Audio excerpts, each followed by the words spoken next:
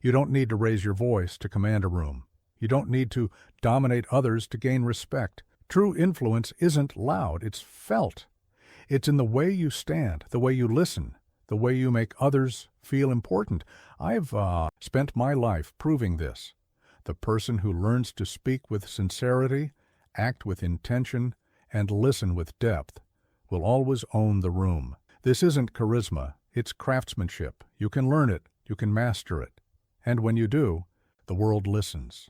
Subscribe to our channel if you're ready to master your mind, and tell us, where are you watching from? Chapter 1. Presence Speaks Before You Do. Let me tell you something profound about human nature that took me years to understand. When you walk into a room, you're speaking volumes before you've uttered a single word. Your presence, that invisible force field of energy around you, is already telling your story.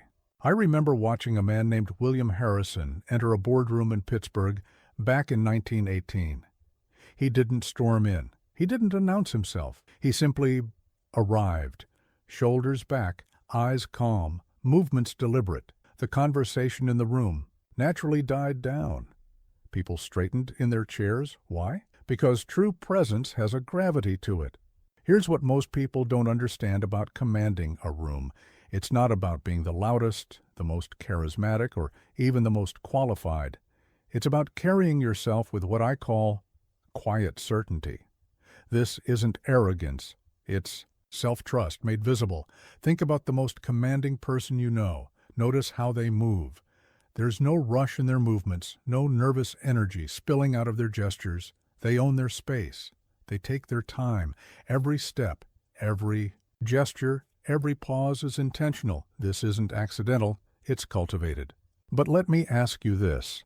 How do you develop this kind of presence? It starts with understanding that your body and mind are interconnected. When you stand tall, you feel tall. When you move with purpose, you think with purpose. This isn't just philosophy, it's psychology. Begin with your posture. Roll your shoulders back, but keep them relaxed. Let your chest rise naturally. Feel your feet connecting firmly with the ground. This isn't just about looking confident. It's about activating your body's natural power position. Your nervous system responds to how you carry yourself. Next, master the art of the pause. Most people rush to fill silence. Leaders embrace it. When you enter a room, take 2 slow breaths before speaking. Let your presence land. Let others adjust to your energy. This small act of patience speaks volumes about your self-assurance. Your eyes are powerful tools of presence. Learn to maintain gentle but steady eye contact. Don't dart your gaze around the room like you're searching for approval. Instead, let your eyes rest easily on others, communicating warmth and attention. Here's a practice I want you to try. Before your next important meeting or presentation, arrive 5 minutes early. Stand in the room alone. Feel the space. Make it yours. This isn't about territory. It's about comfort. When you're comfortable in a space, others feel comfortable with your leadership. Remember this. Tension is contagious, but so is calm. If you want to command a room, you must first command yourself. Your presence should be a refuge of certainty in a world of chaos. People are drawn to those who make them feel safe, centered, and heard.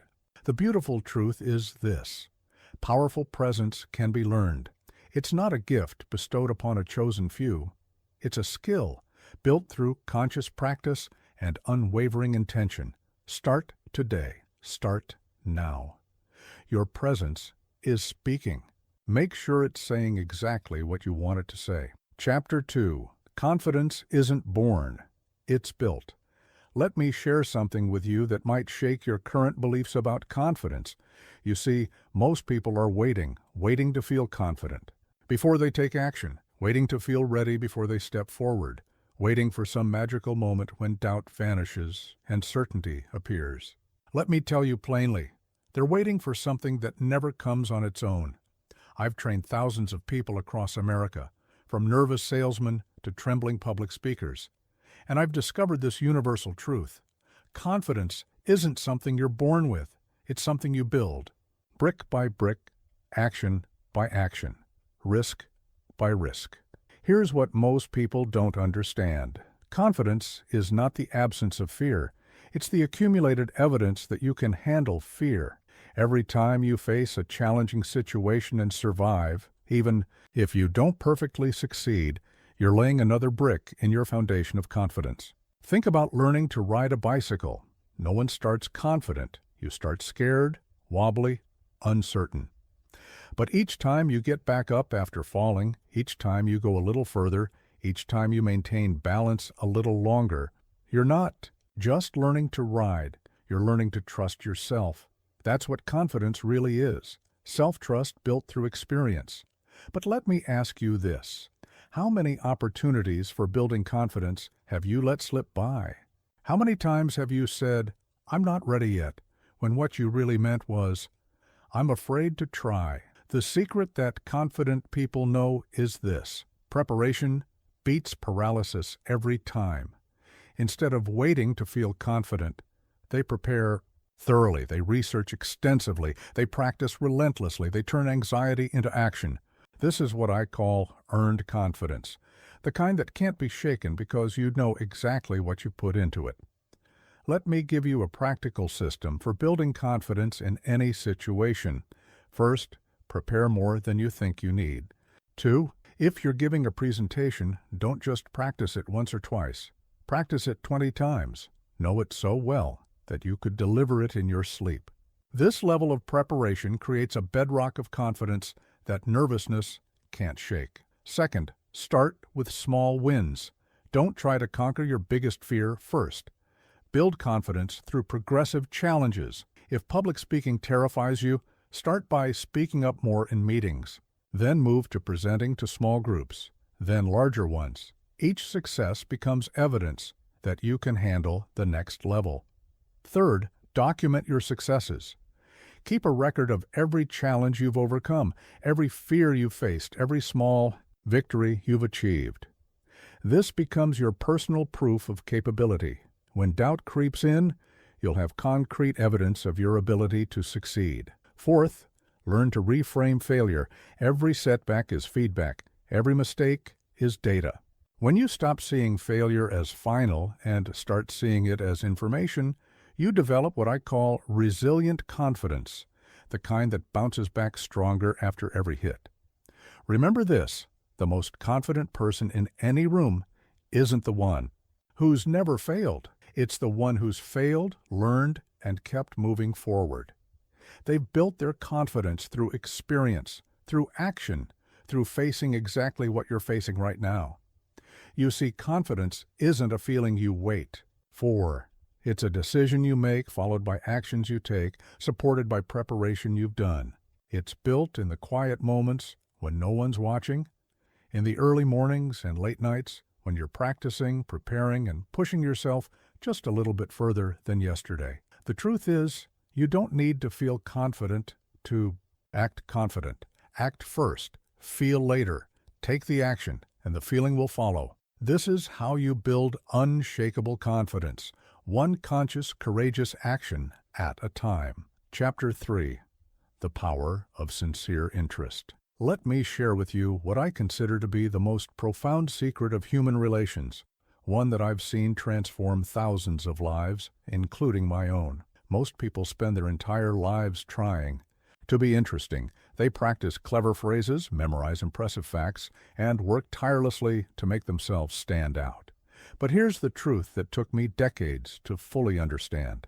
Being interested is infinitely more powerful than trying to be interesting. I remember teaching a class in New York City years ago. There was a gentleman there, a Wall Street executive, who couldn't understand why he wasn't advancing in his career despite his brilliant mind and impressive credentials. After observing him for just one evening, the problem became crystal clear. He spent every conversation waiting for his turn to speak, mentally rehearsing his next impressive statement instead of truly listening to others.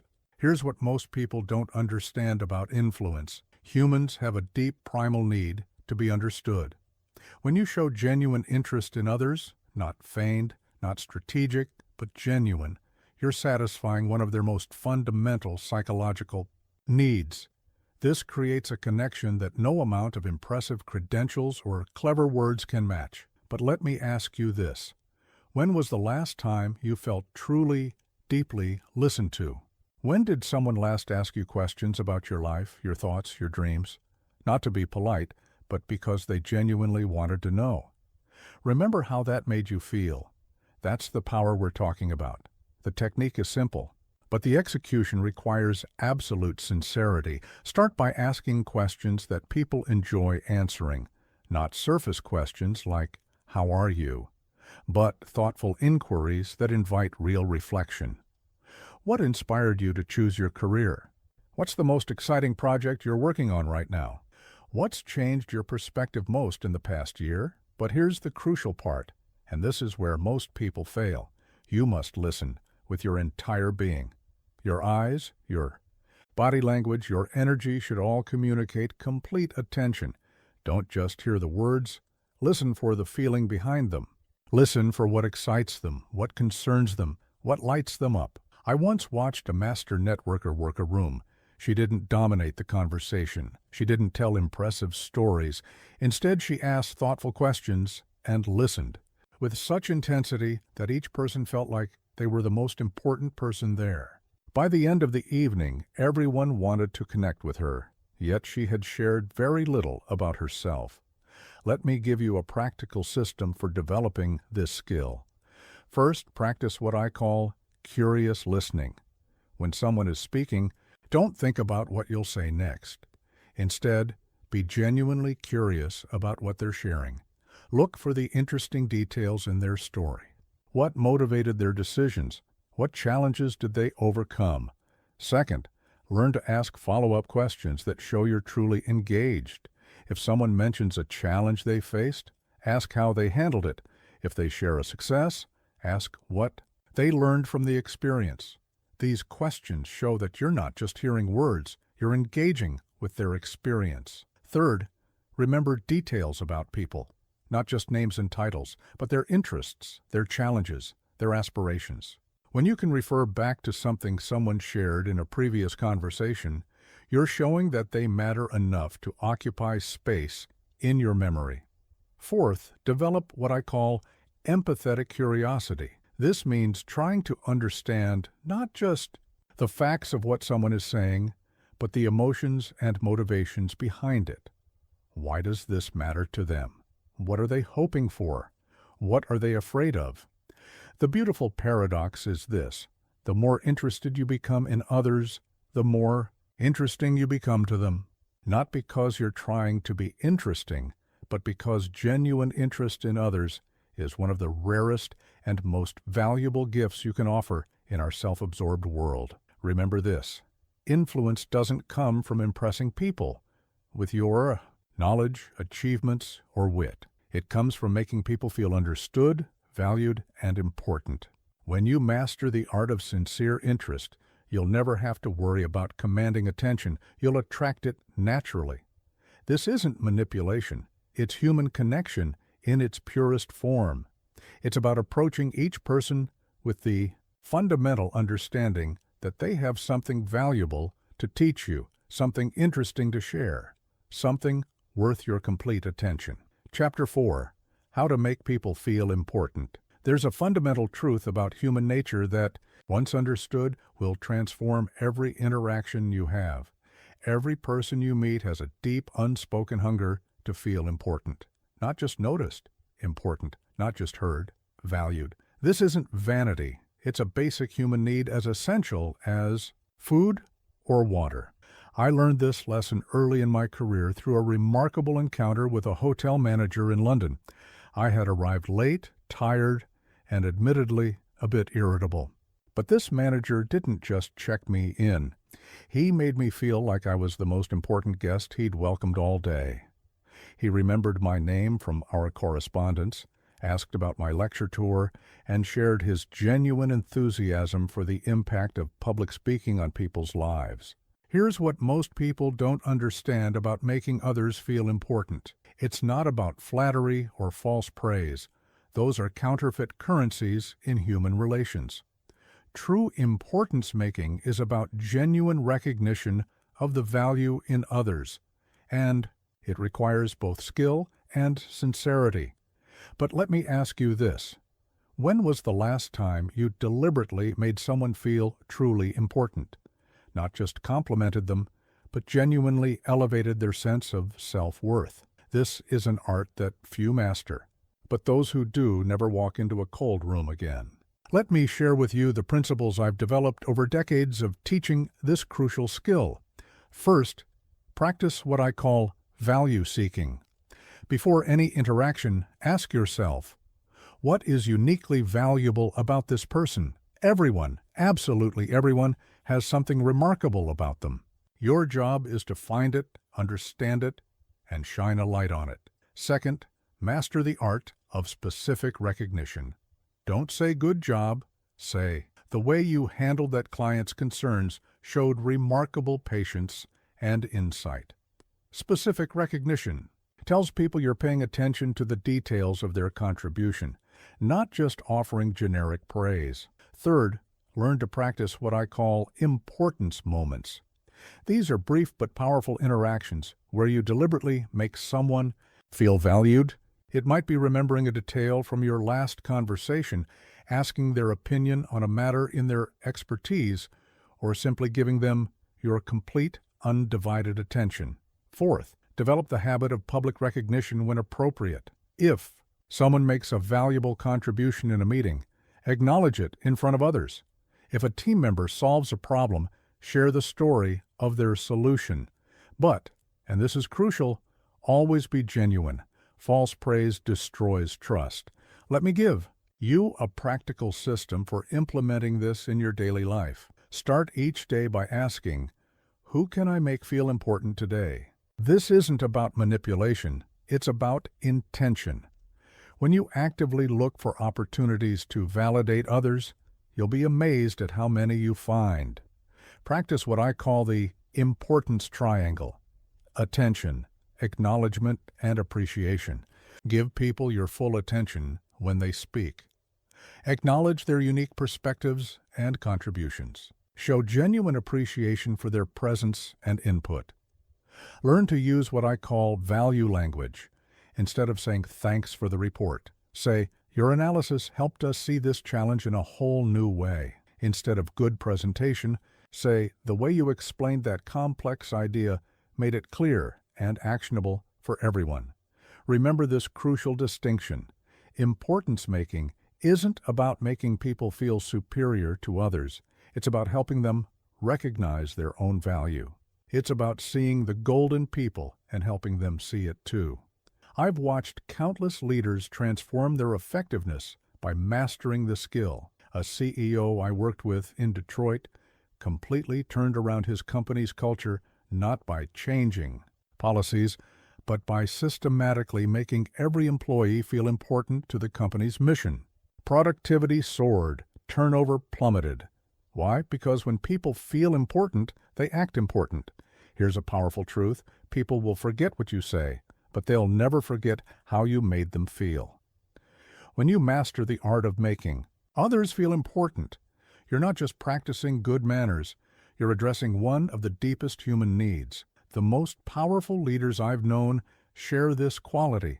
They make everyone in their presence feel significant, not through grand gestures or elaborate praise, but through genuine recognition of each person's inherent worth and unique contribution. This isn't just a technique, it's a way of seeing the world. When you truly understand that every person has value, making them feel important becomes natural. And when it's natural, it's powerful. Chapter 5. Speak with purpose, not performance. There's a fundamental misunderstanding about powerful speaking that I've seen plague even the most accomplished professionals. They believe that commanding a room is about performance, about being the most polished, the most eloquent, or the most dynamic speaker in the room. But after decades of teaching and observing human behavior, I can tell you this: true influence comes not from performance, but from purpose. Let me share a story that changed my entire perspective on this. Years ago, I watched a businessman give a presentation to a room full of executives. His slides were perfect, His delivery was flawless. His gestures were practiced to precision. Yet something was missing. The room felt cold. Then, later that day, I watched a junior employee speak about a project she was passionate about. Her delivery wasn't polished, but her genuine enthusiasm and clear purpose captivated everyone. She wasn't performing, she was connecting. Here's what most people don't understand about speaking with purpose. It's not about perfection. It's about connection. It's not about impressing people with your words, but about serving them with your message. But let me ask you this. When you speak, are you thinking about how you look and sound, or are you focused on the value you're providing to your listeners? This distinction changes everything. The secret to speaking with purpose lies in what I call the service mindset. Before you speak, ask yourself 3 questions. What does my audience need? How can I help them? What truth do I need to share? This shifts your focus from self to service, from performance to purpose. Let me give you a practical system for developing purposeful speech. First, practice what I call message clarity. Before any presentation or important conversation, write down your core message in one simple sentence. If you can't say it simply, you don't understand it deeply enough. This becomes your North Star. Every word you speak should serve this central truth. Second, develop what I call authentic authority. This comes from speaking about what you truly know and care about. Don't try to be an expert on everything. Speak from your experience, your research, your genuine understanding. People can sense when you're speaking from authentic knowledge versus borrowed wisdom. Third, master the art of purposeful simplicity.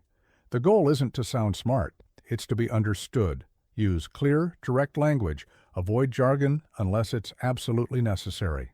Remember, the most powerful ideas can be expressed simply. Fourth, learn to speak with what I call emotional honesty. Let your genuine feelings about your subject show through. If you're excited, show excitement. If you're concerned, show concern.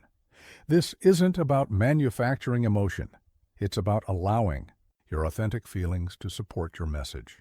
Here's a crucial principle I've observed. The more you focus on serving your audience, the less self-conscious you become. Performance anxiety fades when your attention is on giving rather than getting approval. Consider these practical applications. When making a point, don't just state facts. Share why they matter. Help your audience understand the significance. A fact alone is information. A fact with purpose is transformation. Use stories not to entertain, but to illuminate. Every story you tell should serve your core message. If it doesn't advance your purpose, no matter how entertaining it might be, leave it out. Practice what I call purposeful pausing. Don't pause for dramatic effect. Pause to give important ideas time to land. Pause to let your audience process and connect with your message. Remember this fundamental truth. People aren't looking for a performance. They're looking for guidance, insight, and understanding. When you speak with genuine purpose, you don't have to command attention. You attract it naturally. I've watched countless speakers transform their impact by making this shift from performance to purpose. A sales manager I worked with in Chicago stopped trying to be charismatic and started focusing purely on helping his team succeed. His influence skyrocketed. Why? Because genuine purpose is magnetic. The most powerful speakers I've ever encountered share this quality. They're not trying to be powerful speakers. They're trying to serve their audience. They're not focused on looking good. They're focused on doing good. This isn't just a technique. It's a complete reorientation of your relationship with speaking. When you speak with purpose, every word carries weight, not because of how it's delivered, but because of why it's offered. This is the kind of speaking that doesn't just command a room. It transforms it. Chapter 6. The calm leader commands attention. All my years of teaching and observing human behavior, I've noticed something remarkable. In any crisis, in any room of chaos, people instinctively look to the calmest person present. There's a magnetic quality to stillness that no amount of forceful authority can match.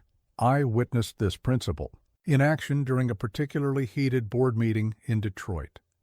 The room was erupting with disagreement. Voices were rising, tensions mounting. Then the CFO, a quiet, composed woman, simply stood up slowly, waited in silence, and began speaking in measured tones. The chaos subsided naturally, like waves settling after a storm. She commanded attention not by demanding it, but by embodying calm. Here's what most people don't understand about calm leadership. It's not about suppressing emotion. It's about mastering it. It's not about being emotionless. It's about being in control of your emotional state, especially when others are losing control of theirs. But let me ask you this. How do you typically respond when chaos erupts around you? Do you join the emotional escalation, or do you become the eye of the storm? Your answer reveals much about your leadership potential. The power of calm leadership lies in what I call emotional contrast. When everyone else is escalating, your calm becomes a compelling force. It's like a quiet voice in a noisy room. People naturally lean in to listen. Let me share with you the principles I've developed for mastering calm leadership. First, practice what I call centered breathing.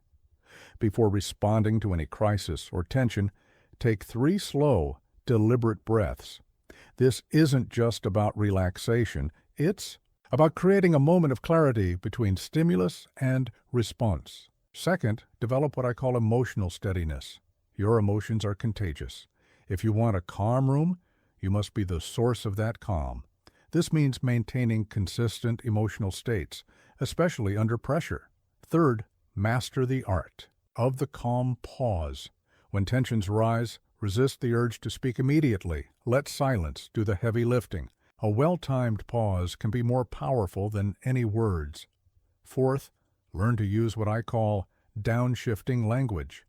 When others escalate, deliberately slow your speech and lower your tone. Use phrases that invite reflection rather than reaction. Let's examine this carefully instead of "you're wrong." Here's a practical system for developing calm leadership. Start with your physical presence. Keep your movements deliberate and unhurried. Stand or sit with quiet confidence. Let your arm posture communicate stability and assurance. Practice what I call calm listening. When others are emotional, listen with your whole body. Maintain steady eye contact. Nod thoughtfully. Show that you're absorbing, not just waiting to respond. Develop your calm voice. This isn't about speaking softly. It's about speaking with quiet authority. Keep your tone steady, your pace measured, your words chosen carefully. Remember this crucial distinction. Calm isn't weakness, it's controlled strength. The calmest person in the room is often the most powerful, not because they exert force, but because they demonstrate mastery over themselves. I've watched countless leaders transform their effectiveness through this principle. A CEO I worked with in Boston was known for his explosive temper. After learning to lead with calm, his entire organization changed.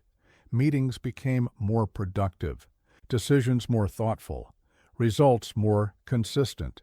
Why? Because calm cascades down from the top. Consider these practical applications. In heated discussions, be the one who slows things down. Ask thoughtful questions. Invite deeper reflection. Your calm curiosity can help others find their own wisdom. When facing opposition, respond with steady confidence rather than defensive energy. Let your calm demeanor communicate that you're secure in your position. Practice what I call crisis calm. The more urgent the situation, the more deliberate your actions should become. This counterintuitive approach helps you make better decisions and inspires confidence in others. The most powerful leaders I've known share this quality. They remain calm not because they're unaffected, but because they understand the impact of their emotional state on others. They've learned that true authority doesn't shout, it resonates. This isn't just a technique, it's a fundamental shift in how you show up in the world. When you master the art of calm leadership, You don't just command attention.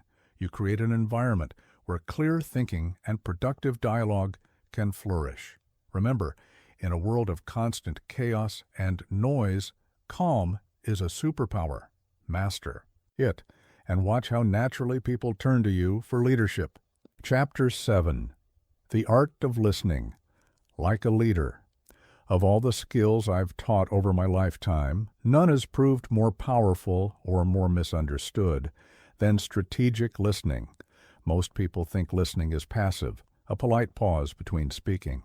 But true listening, what I call leadership listening, is one of the most active and influential tools you possess. I remember watching a master negotiator at work in Chicago. What struck me wasn't what he said. It was how he listened. While others waited impatiently for their turn to speak, he listened with his entire being. His eyes were focused, his body language engaged, his attention absolute. By the end of the meeting, he had gathered more useful information and built more trust than anyone else in the room. He didn't dominate the conversation. He directed it through strategic listening. Here's what most people don't understand about leadership listening. It's not just about hearing words. It's about reading the entire human message being conveyed. It's about hearing not just what's being said, but what's being left unsaid. But let me ask you this. When was the last time you listened so intently that you forgot to plan your response? That's the level of listening we're aiming for. Complete, absorbed, strategic attention. The power of leadership listening lies in what I call the triple thread of communication: words, emotions, and intentions. Most people only listen to words. Leaders listen to all three simultaneously. Let me share with you the principles I've developed for mastering leadership listening. First, practice what I call whole body listening. Your eyes should be focused on the speaker, your body oriented toward them, your posture showing engagement. This isn't just politeness, it's a physical commitment to understanding. Second, develop what I call layered listening. Listen first for facts, what's being said. Then listen for feelings, how it's being said. Finally, listen for function, why it's being said. Each layer reveals different crucial information. Third, master the art of the strategic silence. Don't rush to fill pauses in conversation.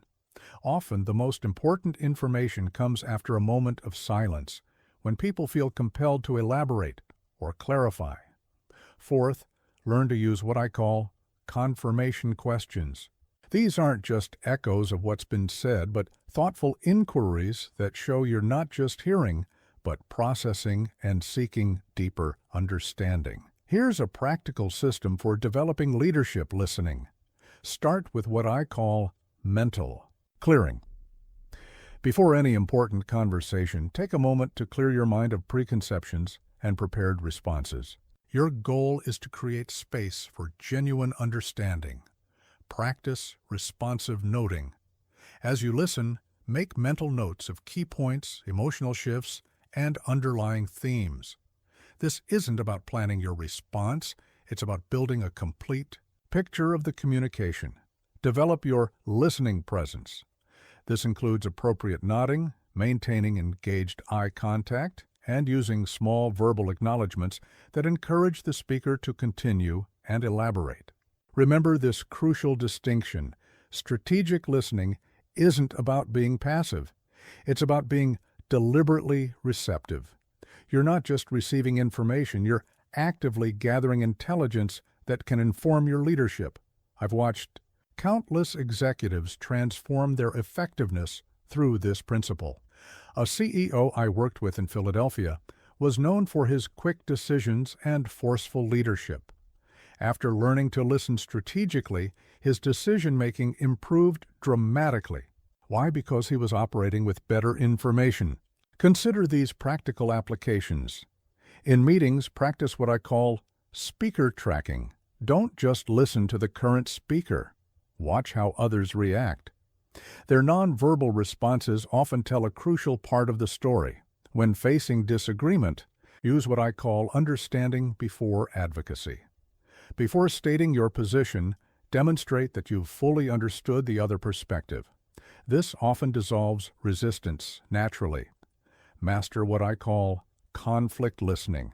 In tense situations, listen not just for points of disagreement, but for underlying interests and unexpressed needs. Often, the real solution lies in what isn't being said directly. The most powerful leaders I've known share this quality.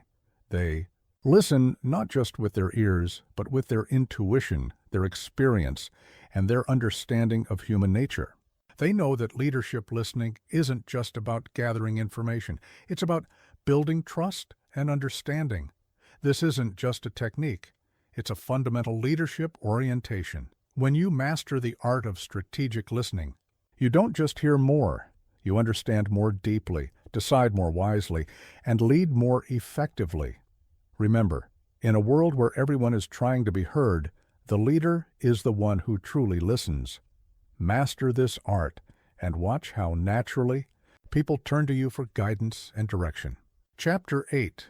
First impressions are designed, not accidental. In my decades of teaching human relations, I've discovered a truth that most people never grasp.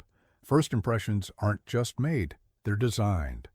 Those crucial first 5 seconds of any interaction aren't left to chance by those who consistently command respect and attention. I witnessed this principle in action at a convention in Philadelphia. A woman walked into a room of industry veterans, most of whom had never met her. Before she said a word, before she reached the podium, she had already communicated authority, warmth, and competence. How? Through what I call intentional presence. Every aspect of her entrance was purposeful, from her pace to her posture, to her facial expression. Here's what most people don't understand about first impressions. They're made up of dozens of microsignals that our brains process almost instantly. Your job is to make sure each of these signals aligns with the impression you want to create. But let me ask you this. How much thought have you given to the first 5 seconds of your important interactions? Most people spend hours preparing what they'll say, but minutes preparing how they'll enter. The power of a designed first impression lies in what I call the entrance trilogy. Your energy, your expression, and your engagement. Each element must be consciously crafted to support your intended impact. Let me share with you the principles I've developed for mastering first impressions. First, practice what I call entrance energy. This is the vital force you bring into a room. Too high, and you seem anxious or aggressive. Too low, and you seem unsure or uninterested.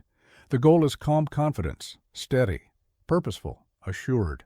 Second, develop what I call facial authenticity. Your expression should convey both competence and approachability. Practice this balance in the mirror until it becomes natural.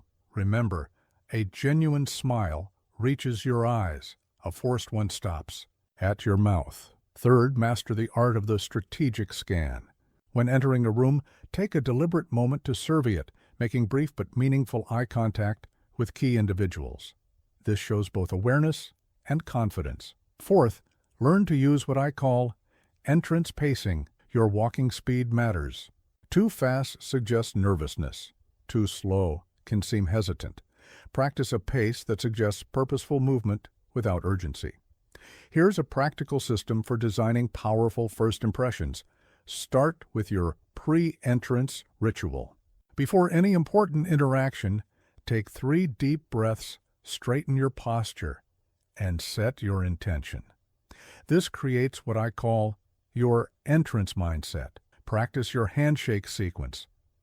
A proper handshake isn't just about grip, it's about timing, eye contact, and the subtle lean that shows engagement. Each element should be practiced until it's seamless. Master your opening line delivery. The first words you speak should be clear, well-paced, and delivered with conviction. Practice them until they flow naturally, without seeming rehearsed. Remember this crucial distinction. Confidence isn't about being impressive. It's about being comfortable. The most powerful first impressions come from people who seem completely at ease in their own skin. I've watched countless professionals transform their impact through these principles. A young executive I worked with in Boston was brilliant, but struggled to command respect in initial meetings. After learning to design his first impressions, his career trajectory changed dramatically. Why? Because people's initial perception of him finally matched his actual capabilities. Consider these practical applications before important meetings. Arrive early enough to center yourself and survey the room. This gives you home field advantage and allows you to design your entrance. Practice what I call wardrobe intention. Your clothing should support your message, not distract from it. Every element should be chosen with purpose, not just style. Master what I call entrance recovery. Even the best designed entrances can go wrong. Have a plan for smoothly handling unexpected situations, a stumble, a closed door, a crowded room. The most powerful leaders I've known share this quality. They understand that every entrance is an opportunity to communicate their value and values. They leave nothing to chance in those crucial first moments. This isn't just about making a good impression. It's about ensuring that your first impact aligns with your true capabilities. When you master the art of designed first impressions, you eliminate the gap between your actual value and people's initial perception of you. Remember, in a world of quick judgments and instant assessments, your first impression is often your only chance to set the tone for all future interactions. Design it with intention, execute it with confidence, and watch how it transforms your professional relationships. Chapter 9. Body Language That Speaks Volumes. There's a fascinating truth about human communication that I've observed over decades of teaching. While your words might convince the mind, it's your body language that convinces the heart. In fact, research shows that up to 93% of our impact in face-to-face communication comes from nonverbal signals. I remember watching a seasoned diplomat at work during a tense negotiation in Washington. Her words were carefully chosen, yes, but it was her nonverbal mastery that commanded the room. Every gesture, every posture shift, every facial expression was purposeful yet natural. She wasn't just speaking, she was conducting a symphony of nonverbal communication. Here's what most people don't understand about body language. It's not about learning a set of poses or gestures. It's about aligning your outer expression with your inner conviction. When there's discord between the two, people sense it immediately, even if they can't explain why. But let me ask you this. How often do you consciously consider the story your body is telling? Because whether you're aware of it or not, your body is constantly speaking, and others are constantly reading it. The power of masterful body language lies in what I call the triple alignment. Your thoughts, your emotions, and your physical expression must all tell the same story. When these three elements align, your presence becomes undeniable. Let me share with you the principles I have developed for mastering body language. First, practice what I call power positioning. This starts with your stance, feet planted firmly, weight evenly distributed, shoulders back but relaxed. This isn't about dominating space, it's about claiming your right to occupy it confidently. Second, develop what I call gestural precision. Every hand movement should have purpose. Random nervous gestures dilute your message. Controlled, intentional gestures amplify it. Less is often more. Third, master the art of what I call facial congruence. Your facial expressions must match your message. A serious message delivered with a slight smile creates cognitive dissonance and undermines trust. Fourth, learn to use what I call spatial leadership. How you move through space, how you position yourself in relation to others, sends powerful messages about your confidence and authority. Here's a practical system for developing commanding body language. Start with your baseline posture. Practice what I call the confident neutral, a comfortable but authoritative stance you can maintain for extended periods. This becomes your default position, your home base. Master your engagement signals. These are the subtle but powerful cues that show you're fully present, slight forward lean when others speak, maintained eye contact, measured head nods. Each should be natural but intentional. Develop your emphasis toolkit. These are the physical punctuation marks that reinforce your key points. A decisive hand gesture, a purposeful step forward, a meaningful pause combined with steady eye contact. Remember this crucial distinction. Powerful body language isn't about appearing powerful. It's about being powerful and letting your body naturally express that inner state. I've watched countless professionals transform their presence through these principles. A brilliant engineer I worked with in San Francisco had all the expertise but none of the impact she deserved. After mastering her nonverbal communication, her influence skyrocketed. Why? Because her body finally matched her brilliance. Consider these practical applications. In presentations, use what I call territorial anchoring. Move purposefully to different spots for different parts of your message. This creates visual structure and maintains engagement. When listening, practice whole body attention. Don't just face the speaker, align your entire body toward them. This shows respect and commands respect in return. Master what I call environmental awareness. Know how to adjust your body language for different settings. A boardroom requires different nonverbal signals than a casual team meeting. The most powerful leaders I've known share this quality. Their body language isn't something they put on like a suit. It's a natural expression of their inner certainty and purpose. This isn't just technique, it's integration. When you master body language, you're not learning to act confident. You're learning to let your confidence show through every movement, every gesture, every expression. Remember, your body is always speaking. Make sure it's saying exactly what you want it to say. When your physical presence aligns with your inner power, you don't just command attention, you earn it naturally and maintain it effortlessly. Practice these principles until they become second nature, and watch how your presence transforms from merely physical to truly powerful. Your body will speak volumes, and every word will ring true. Chapter 10. Small Talk with Big Impact. Most people fundamentally misunderstand the purpose and power of small talk. They see it as trivial conversation, a necessary evil before getting to real business. But after decades of studying human relations, I can tell you this. Small talk, when mastered, is anything but small. It's the foundation upon which significant relationships are built. I once watched a masterful CEO at a networking event in New York. While others were diving straight into business pitches, she spent time engaging in what appeared to be casual conversation.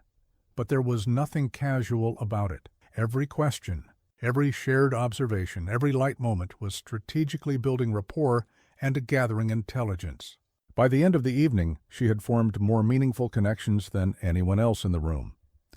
Here's what most people don't understand about small talk. It's not about filling silence or being polite. It's about creating psychological bridges between people. It's about establishing the trust and comfort necessary for deeper connection. But let me ask you this. How often do you dismiss small talk as unimportant? How many opportunities for meaningful connection have you missed by rushing through these seemingly casual moments? The power of strategic small talk lies in what I call the connection cascade. From weather to world, from general to personal, from observation to insight. Each level builds trust and opens doors to deeper engagement. Let me share with you the principles I've developed for mastering impactful small talk. First, practice what I call observational opening. This means beginning conversations with genuine observations about your shared environment or experience. This creates immediate common ground and shows awareness. Second, develop what I call conversational elevation. Start with the obvious, but quickly move to more meaningful territory if discussing weather, transition to how it affects people's lives or work. Make the mundane meaningful. Third, master the art of what I call personal anchoring. Find ways to connect general topics to personal experiences or insights. This transforms shallow exchange into genuine sharing. Fourth, learn to use what I call strategic disclosure. Share appropriate personal information that invites reciprocation and deepens the connection naturally. Here's a practical system for making small talk matter. Start with your environmental scan. Before entering any situation, notice 3 things you can reference naturally in conversation. This gives you comfortable opening material. Practice your connection questions. These are open-ended questions that invite people to share more than just facts. Instead of, "What do you do?" ask, "What's the most interesting part of your work?" Develop your story bank. Have a collection of short, relevant stories ready to share that illuminate your character or experience without dominating the conversation. Remember this crucial distinction. Good small talk isn't about impressive content. It's about creating comfortable connections.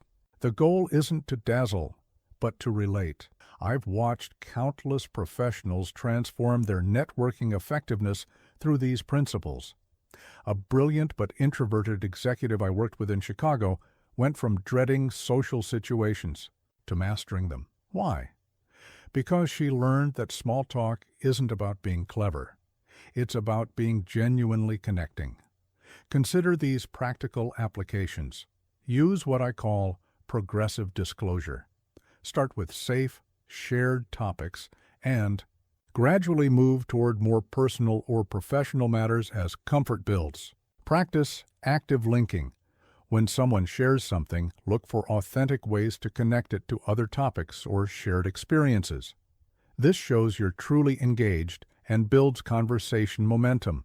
Master what I call exit with value. Even when ending small talk, leave people with something worthwhile, a useful piece of information, a genuine compliment, or a clear next step. The most powerful communicators I've known share this quality.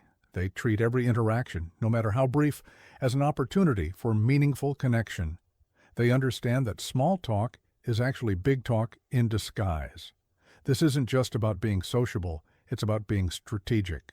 When you master the art of meaningful small talk, you're not just passing time, you're building bridges, gathering intelligence, and creating opportunities. Remember, in business and in life, all significant relationships begin with seemingly insignificant conversations. Master these moments, and you'll never have to worry about building connections. They'll develop naturally from every interaction. Or Chapter 11, The Psychology of Likability. Here's a truth that took me years to fully understand. You can have all the credentials, all the expertise, all the authority in the world, but if people don't like you, you'll never truly lead them. The psychology of likability isn't about being nice, it's about being someone people naturally want to follow. I remember watching a new department head take over a struggling team in Boston. On paper, she had everything: Harvard MBA, stellar track record, impressive recommendations, but within weeks, she was failing. Why? Because she focused on proving her competence while ignoring the basic human need to feel connected and valued. Her replacement, with less impressive credentials but masterful people skills, turned the same team into top performers within months. Here's what most people don't understand about likability. It's not about being agreeable or avoiding conflict. It's about creating psychological safety and genuine human connection. It's about making people feel valued, understood, and respected. But let me ask you this. How often do you prioritize being right over being relatable? How many opportunities for connection have you missed because you were focused on showcasing your expertise rather than building rapport? The power of strategic likability lies in what I call the trust triangle: authenticity, empathy, and consistency. When these 3 elements align, people don't just respect you, they trust you, follow you, and champion your cause. Let me share with you the principles I've developed for mastering likability. First, practice what I call authentic resonance. This means finding genuine common ground with others, not through manipulation, but through honest exploration of shared experiences and values. Second, develop what I call empathetic presence. This isn't just about understanding others' feelings. It's about making them feel understood. There's a crucial difference. Third, master the art of what I call reliable warmth. Be consistently approachable and genuinely interested in others, not just when you need something, but as a fundamental part of your leadership style. Fourth, learn to use what I call strength with warmth. Show competence without arrogance, confidence without superiority. People follow strength, but they commit to warmth. Here's a practical system for developing magnetic likability. Start with your first impression foundation. Practice expressing warmth and competence simultaneously in your initial interactions. Your greetings should convey both capability and approachability. Master your connection rituals. These are the small but significant ways you acknowledge and value others consistently. Remember names, reference previous conversations, show genuine interest in their progress. Develop your empathy toolkit. This includes active listening, thoughtful questions, and appropriate self-disclosure that builds genuine connections. Remember this crucial distinction. Being likable isn't about being a people pleaser. It's about being someone others naturally trust and want to follow. I've watched countless leaders transform their effectiveness through these principles. A brilliant but isolated CEO I worked with in Atlanta learned that his intelligence was actually creating distance. Once he balanced his expertise with genuine warmth, his entire organization transformed. Why? Because people finally felt connected to his vision, not just impressed by it. Consider these practical applications. Practice what I call warm competence. When sharing your expertise, do it in a way that elevates others rather than diminishes them. Be the person who makes others feel smarter, not the one who proves how smart you are. Use strategic vulnerability. Share appropriate challenges and learning experiences. This doesn't diminish your authority.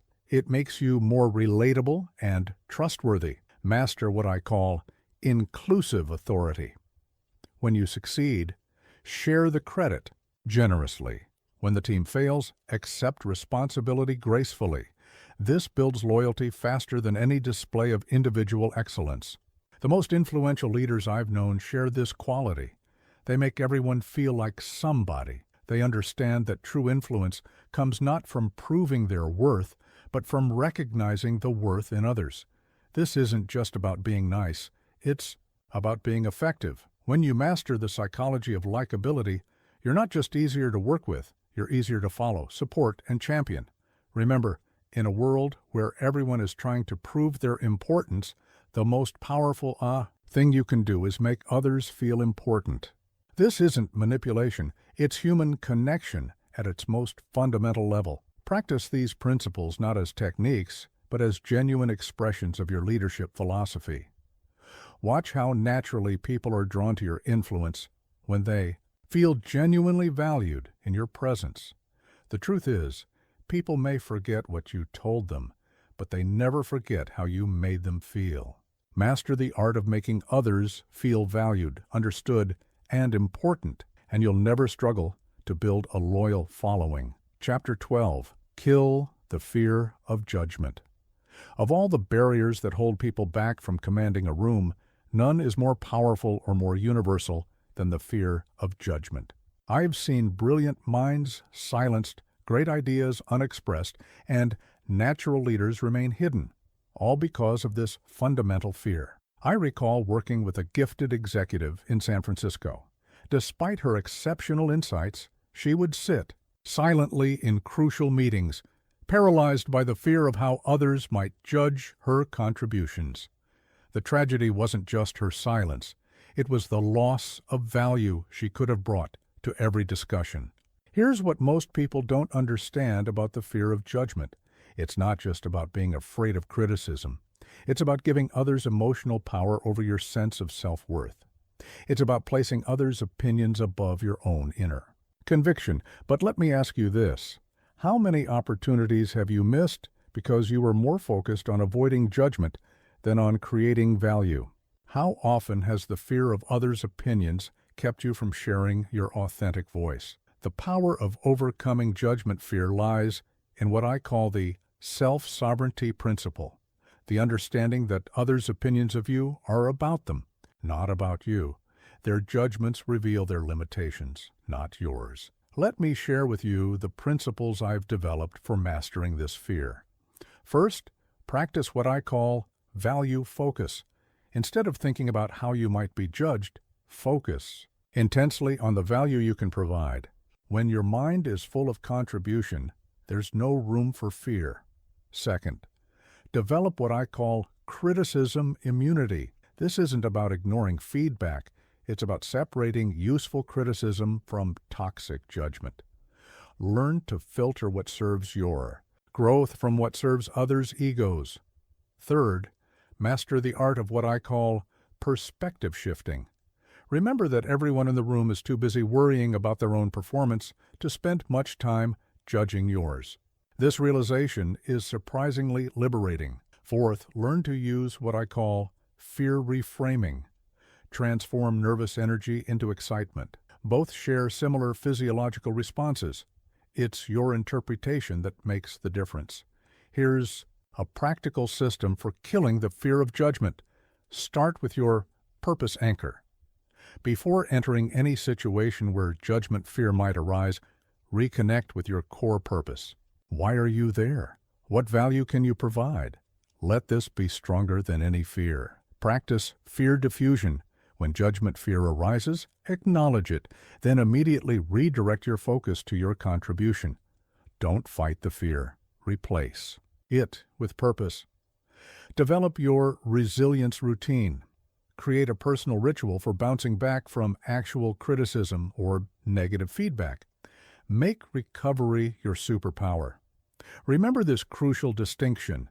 Confidence isn't the absence of fear, it's the triumph of purpose over fear. You don't need to feel fearless to act fearlessly. I've watched countless professionals transform their impact through these principles. A brilliant engineer I worked with in Chicago went from avoiding presentations to actively seeking speaking opportunities. Why?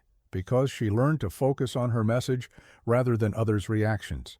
Consider these practical applications. Use what I call preemptive purpose. Before important moments, flood your mind with the value you're about to create. Make your mission bigger than your fear.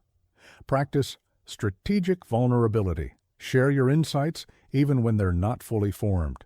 Perfect polish often creates distance. Authentic imperfection creates connection. Master what I call recovery resilience. When judgment does come, and it will, have a system for processing it quickly and returning to your purpose. The most powerful communicators I've known share this quality. They're not fearless, they're purpose-focused. They've learned that the fear of judgment loses its power when confronted with a strong enough why. This isn't just about becoming braver, it's about becoming more focused on what truly matters. When you kill the fear of judgment, you don't just speak more freely, you think more clearly, act more boldly, and lead more effectively. Remember, every great idea, every meaningful contribution, every positive change began with someone who was willing to be judged. Your voice matters more than your fears. Your purpose is more important than others' opinions. Practice these principles not just as techniques, but as a fundamental shift in how you view yourself and your role in any room. When you truly understand that your value isn't determined by others' judgments, you'll find a freedom and power that no external validation can match. Chapter 13, How to Win Without Dominating. There's a profound misconception in the business world that has caused more harm than good. The belief that to win, you must dominate. After decades of observing and teaching leadership, I've discovered that the most powerful influence doesn't come from domination. It comes from elevation. I remember watching a remarkable negotiation in New York. Two sides, deeply entrenched in their positions, both determined to win. The expected approach would have been to dominate through force of personality or hardball tactics. Instead, one leader chose a different path. She focused on finding ways to make both sides win. By the end, she had achieved everything she wanted, not by dominating, but by elevating the entire conversation. Here's what most people don't understand about winning without dominating. It's not about compromising or being soft. It's about being smart enough to recognize that sustainable success comes from creating value, not just claiming it. But let me ask you this. How often have you won a battle but lost the war because your victory created resentment or resistance? How many relationships have been damaged by the need to dominate rather than collaborate? The power of non-dominant influence lies in what I call the elevation principle. When you lift others as you rise, you create sustainable success rather than temporary victories. Let me share with you the principles I've developed for mastering this approach. First, practice what I call strategic empowerment. Instead of trying to be the smartest person in the room, focus on making others feel smart. Their success becomes your influence. Second, develop what I call collaborative authority. Lead through questions and suggestions rather than commands. Make your authority felt through guidance rather than force. Third, master the art of what I call inclusive victory. Frame successes in ways that highlight team contribution and shared achievement. This builds loyalty faster than any display of individual power. Fourth, learn to use what I call strength through grace. Show power through how much you can give, not how much you can take. True strength lifts others. It doesn't diminish them. Here's a practical system for winning without dominating. Start with your influence intention. Before any important interaction, set your goal to elevate others while achieving your objectives. This dual focus changes everything. Practice power sharing. When you have a good idea, present it in a way that allows others to contribute and take partial ownership. This multiplies both buy-in and implementation effectiveness. Develop your elevation language. Use words that unite rather than divide, that invite rather than demand, that suggest rather than command. Remember this crucial distinction. Domination creates compliance. Elevation creates commitment. One is temporary, the other is transformative. I've watched countless leaders transform their effectiveness through these principles. A CEO I worked with in Chicago was known for his commanding presence, but also for the resistance it created. When he learned to lead through elevation rather than domination, his company's performance soared. Why? Because people were finally committed, not just compliant. Consider these practical applications. Use what I call power questions. Instead of telling people what to do, ask questions that help them discover the best course of action. This creates ownership and commitment. Practice strategic humility. Share credit generously, admit mistakes readily, and show that your strength comes from wisdom, not ego. Master what I call elevated negotiation. Focus on expanding the pie rather than just claiming your slice. Look for ways to create value, not just distribute it. The most influential leaders I've known share this quality. They don't need to prove their power because they're focused on empowering others. They understand that true influence isn't about making others feel small. It's about helping them become bigger. This isn't just a technique. It's a complete paradigm shift. When you master the art of winning without dominating, you create success that multiplies rather than divides, that builds rather than depletes. Remember, in a world obsessed with power, the most powerful thing you can do is help others recognize and use their own strength. This isn't just noble, it's strategic. The truth is, domination might win the moment, but elevation wins the future. When you lift others as you rise, you create a network of allies rather than a list of defeated opponents. You build a legacy of empowerment rather than a reputation for force. Practice these principles not just as tactics, but as a fundamental approach to leadership and influence. Watch how naturally people align with your goals when they feel elevated rather than dominated by your presence. In the end, the greatest victory isn't improving your power, it's improving your value. And the most valuable thing you can do is help others recognize and achieve their own potential. Chapter 14, The Unseen Discipline of Charisma. There's a dangerous myth about charisma that has misled generations of aspiring leaders. The belief that charisma is a magical quality you either have or you don't. After decades of studying humans' influence, I can tell you with certainty, charisma isn't magic, it's method. It's not a gift, it's a discipline. I remember working with a technology executive in Silicon Valley who believed he simply wasn't charismatic enough to lead effectively. He saw charisma as some mysterious force that nature had denied him. 6 months later, after understanding and practicing the disciplined components of charisma, he was consistently rated as one of the most inspiring leaders in his organization. Here's what most people don't understand about charisma. It's not about natural charm or magnetic personality. It's about mastering a set of learnable behaviors that make others feel seen, heard, and valued in your presence. But let me ask you this. How many opportunities have you missed because you believed charisma was something you had to be born with? How often have you dismissed your own potential for powerful influence because you didn't feel naturally charismatic?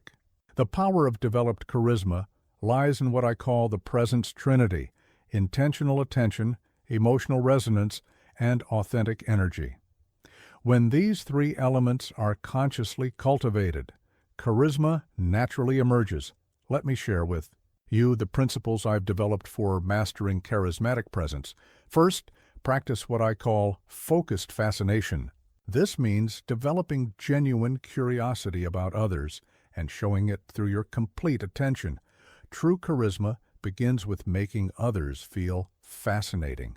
Second, develop what I call emotional conductivity. This is the ability to not just understand emotions, but to appropriately share and respond to them. Charismatic people are emotional conductors, not emotional walls. Third, master the art of what I call energy management. Your energy is contagious. Learn to consciously cultivate and project the kind of energy that elevates others and enhances interactions. Fourth, learn to use what I call presence anchoring. This means staying fully present in each moment, not letting your mind wander to past or future concerns. Presence is the foundation of charisma. Here's a practical system for developing genuine charisma. Start with your internal alignment. Before any important interaction, ensure your thoughts, emotions, and intentions are aligned. Internal congruence creates external charisma. Practice charismatic listening. This means listening not just with your ears, but with your entire being. Your eyes, body language, and energy should all communicate complete attention. Develop your energy awareness. Learn to read and respond to the emotional energy in any room. True charisma involves adapting your presence to what each situation requires. Remember this crucial distinction. Charisma isn't about being the most dynamic person in the room. It's about having the most positive impact on the room. I've watched countless professionals transform their influence through these principles. A brilliant but introverted scientist I worked with in Boston went from being ignored in meetings to being sought out for her insights. Why? Because she learned that charisma isn't about personality. It's about impact. Consider these practical applications. Use what I call story connectivity. Learn to share experiences and insights in ways that create emotional resonance and practical value for others. Practice presence amplification. In important moments, consciously amplify your presence through focused attention, intentional energy, and genuine engagement. Master what I call charismatic recovery. Even the most charismatic people have off moments. The key is having a system for quickly returning to high-impact presence. The most influential leaders I've known share this quality. Their charisma isn't something they turn on for special occasions. It's a disciplined practice they maintain consistently. This isn't just about becoming more appealing. It's about becoming more impactful. When you master the discipline of charisma, you're not just more likable, you're more influential, more effective, and more capable of creating positive change. Remember, charisma isn't about being the most outgoing, the most dynamic, or the most entertaining person in the room. It's about being the most present, the most genuine, and the most value-adding person in any interaction. The truth is, every interaction is an opportunity to practice the discipline of charisma. Every conversation is a chance to make others feel more valued, more capable, and more inspired in your presence. Practice these principles not as techniques to manipulate others, but as disciplines to become your most impactful self. Watch how naturally people are drawn to your influence when you master the unseen disciplines of genuine charisma. True charisma isn't about who you are. It's about how you make others feel when they're with you. Master this discipline, and you'll never struggle to command attention or inspire action. Chapter 15. Handle criticism with class and power. There's a fundamental truth about leadership that most people never grasp. Your response to criticism shapes your destiny more than your response to praise. After decades of observing human behavior, I've learned that it's not the criticism you receive that defines you, it's how you handle it. I remember watching a senior executive in Detroit face brutal criticism during a board meeting. Her project had failed, and the criticism was harsh, public, and relentless. Instead of becoming defensive or defeated, she did something remarkable. She listened intently, acknowledged valid points, and then transformed the criticism into an action plan that eventually led to one of the company's biggest successes. Here's what most people don't understand about handling criticism. It's not about defending yourself or proving others wrong. It's about mastering the art of converting opposition into opportunity. But let me ask you this. How often has your emotional reaction to criticism prevented you from seeing the value within it? How many times has defensiveness blocked your path to growth? The power of masterful criticism handling lies in what I call the transformation triangle. Receive with grace, reflect with wisdom, respond with power. When these three elements align, criticism becomes fuel for your success rather than fire for your destruction. Let me share with you the principles I've developed for mastering criticism. First, practice what I call emotional buffering. This means creating psychological space between receiving criticism and responding to it. The moment of criticism is never the moment for reaction. Second, develop what I call criticism mining. Learn to extract value from even the harshest criticism.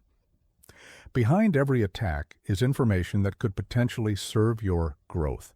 Third, master the art of what I call power listening. When receiving criticism, listen not just for the words, but for the underlying concerns, fears, or insights that motivated them. Fourth, learn to use what I call response elevation. Transform your response from defensive to directive, from reactive to strategic. Make your response demonstrate your leadership. Here's a practical system for handling criticism masterfully. Start with your reception stance. When criticism comes, consciously adopt a posture of openness.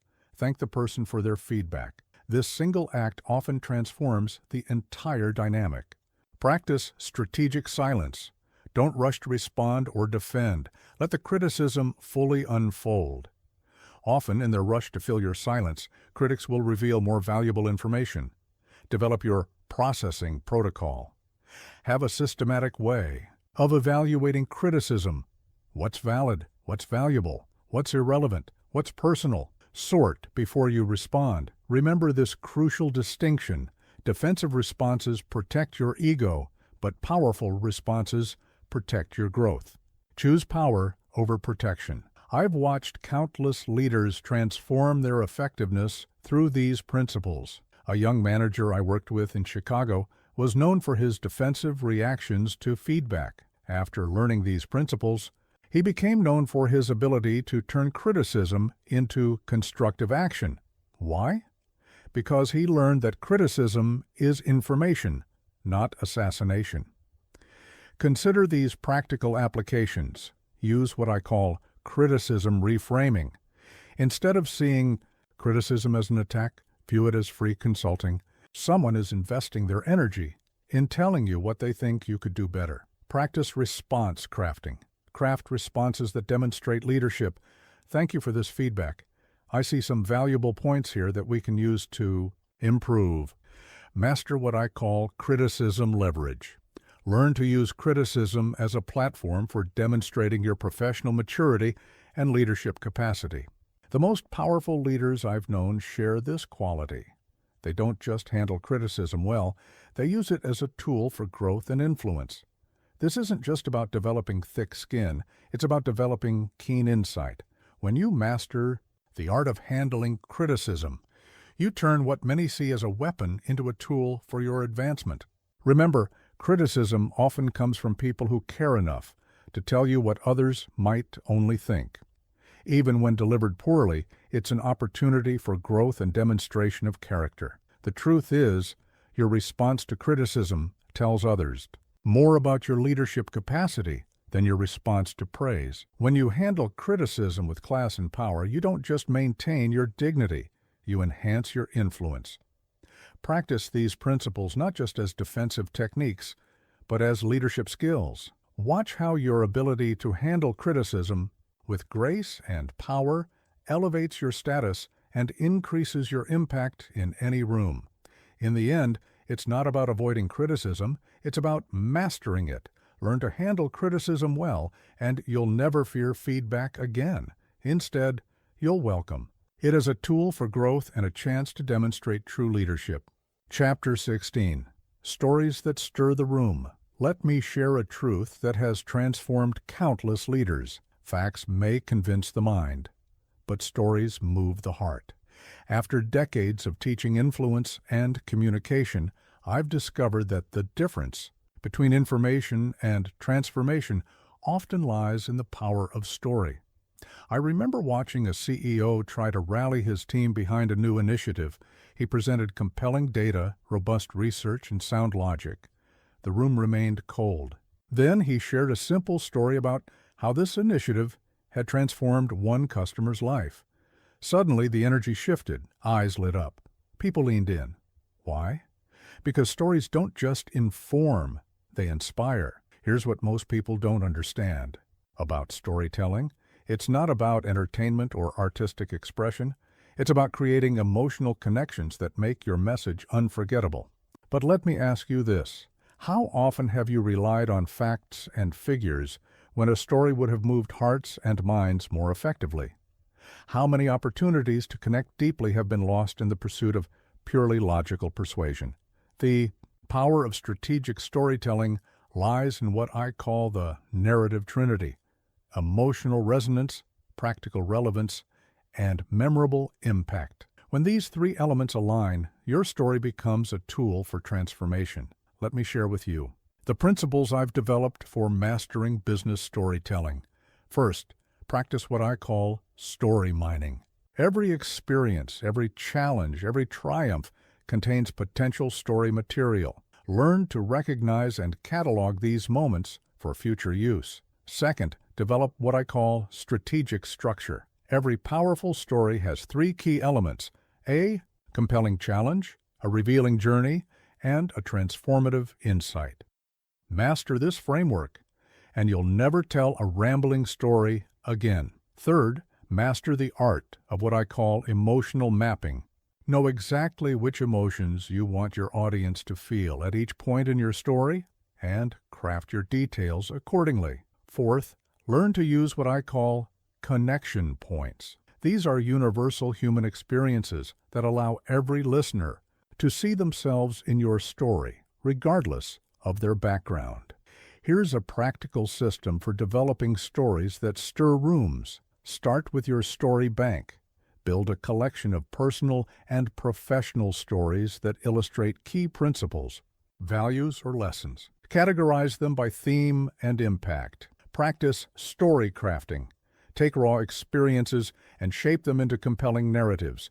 Remove unnecessary details, heighten emotional moments, clarify the core message. Develop your delivery map. Know exactly how you'll pace, pause, and emphasize key moments. Powerful storytelling is as much about delivery as content. Remember this crucial distinction. A good story entertains, but a great story transforms. Focus on stories that create change, not just interest. I've watched countless professionals transform their influence through these principles. A brilliant engineer I worked with in Seattle struggled to get buy-in for his innovations until he learned to wrap his technical insights in compelling stories. His influence soared. Why? Because he learned to make his ideas relatable and memorable through narrative. Consider these practical applications. Use what I call story stepping stones. Break complex ideas into a series of small, connected stories that guide your audience to understanding. Practice emotional anchoring. End each story with a clear takeaway that connects emotionally to your audience's hopes, fears, or aspirations. Master what I call story timing. Learn when to use stories to break tension, build connection, illustrate points, or inspire action. The most powerful communicators I've known share this quality. They don't just tell stories, they create experiences that change how people think and feel. This isn't just about becoming a better storyteller, it's about becoming a more effective leader. When you master the art of strategic storytelling, you don't just share information, you shape perspectives and inspire action. Remember, in a world drowning in data, stories are lifelines to human connection and understanding. Your personal experiences, properly crafted and strategically shared, can become powerful tools for influence and change. The truth is, every great movement, every significant change, every powerful impact began with a story that stirred hearts and moved minds. Your experiences, your insights, your challenges, and your triumphs, when properly shaped into stories, can create the same impact. Practice these principles not just as communication techniques, but as leadership tools. Watch how naturally people engage with your ideas when they're wrapped in the power of story. In the end, it's not about becoming an entertainer. It's about becoming a more effective communicator and leader. Master the art of storytelling, and you'll never struggle to make your message memorable or your influence felt. Chapter 17. Influence through integrity. There's a fundamental truth about influence that I've witnessed prove itself time and time again. While tactics can win moments, integrity wins movements. After decades of studying human relations, I've learned that the most powerful form of influence isn't built on technique, it's built on truth. I remember watching a business leader lose everything she'd built over 20 years because she chose expedience over integrity in one crucial moment. Contrast this with another leader I worked with in Philadelphia, who, facing a similar challenge, chose to tell a difficult truth that temporarily cost him, but ultimately elevated him to heights of influence he'd never imagined possible. Here's what most people don't understand about integrity-based influence. It's not just about being honest, it's about being consistently trustworthy in thought, word, and action. It's about building a reputation that speaks louder than any words you could ever say. But let me ask you this. How often have you been tempted to take the expedient path rather than the right one? How many times has the pressure to succeed in the moment challenged your commitment to long-term integrity? The power of integrity-based influence lies in what I call the trust triangle: consistent character, transparent communication, and aligned action. When these three elements become your foundation, your influence becomes unshakable. Let me share with you the principles I've developed for mastering influence through integrity. First, practice what I call truth before trend. This means making decisions based on what's right rather than what's convenient or popular. Your integrity is your most valuable asset. Protect it at all costs. Second, develop what I call transparent leadership. Learn to communicate with honesty even when it's difficult. People trust leaders who tell hard truths with compassion more than those who tell easy lies with charm. Third, master the art of what I call integrity alignment. Ensure your private actions match your public statements. People may not see everything you do, but they feel the authenticity of who you are. Fourth, learn to use what I call principled power. Your influence should flow from your values, not just your position or expertise. When principles guide your actions, trust becomes automatic. Here's a practical system for developing integrity-based influence. Start with your integrity audit. Regularly examine your decisions and actions. Are they aligned with your stated values? Are you living what you're preaching? Practice consistent character. Small promises matter as much as big ones. Build trust through reliability in both major and minor matters. Develop your truth-telling capacity. Learn to deliver difficult messages with both clarity and compassion. The manner of your honesty matters as much as the honesty itself. Remember this crucial distinction. Manipulation may win compliance, but integrity wins commitment.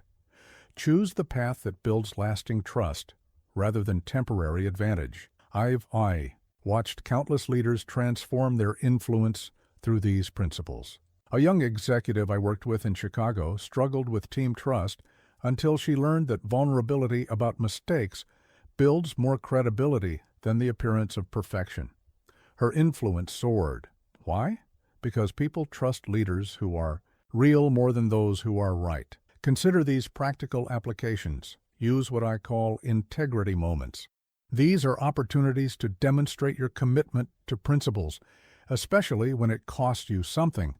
These moments build tremendous trust. Practice transparent decision-making. Share not just what you decide, but why you decide it.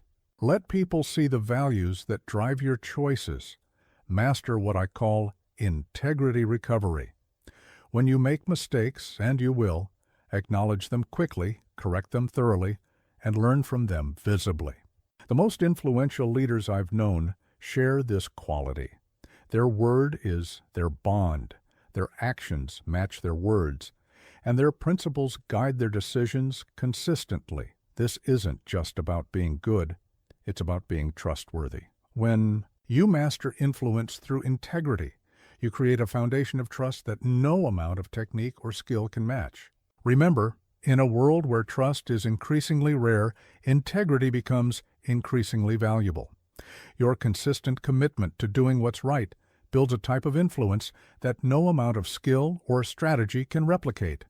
The truth is, people may be impressed by your success, but they will be influenced by your character. When you lead with integrity, you don't just gain followers, you earn trusted allies. Practice these principles not as limitations, but as liberations. Watch how naturally people align with your leadership when they trust not just your competence, but your character. In the end, the most powerful influence doesn't come from what you can make people do. It comes from who they know you to be.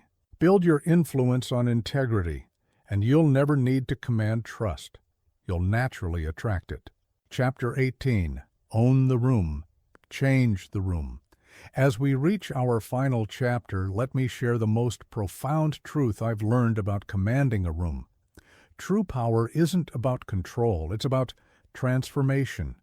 After decades of teaching and observing human behavior, I've discovered that the ultimate measure of your presence isn't in how well you command attention, but in how deeply you create positive change. I remember watching a remarkable leader work with a deeply divided executive team in Boston. Instead of simply controlling the room through authority or charisma, she transformed it. By the end of the session, people who had entered as adversaries left as allies. She didn't just own the room, she changed it. Here's what most people don't understand about truly commanding a room. It's not about being the most important person present. It's about making everyone present more important. It's about leaving people better than you found them. But let me ask you this. When you enter a room, are you thinking about how to control it or how to improve it? Are you focused on asserting your presence or elevating others through your presence? The power of transformative presence lies in what I call the elevation trinity: inspire minds, touch hearts, and lift spirits. When these three elements align, you don't just command a room, you transform it. Let me share with you the principles I've developed for mastering transformative presence. First, practice what I call purpose-driven presence. Enter every room with a clear intention not just to be impressive, but to be impactful. Ask yourself, how can I make this room better? Second, develop what I call energy elevation. Learn to raise the energy of any room you enter, not through force of personality, but through genuine engagement and positive focus. Third, master the art of what I call collective empowerment. Make everyone feel not just included, but valuable.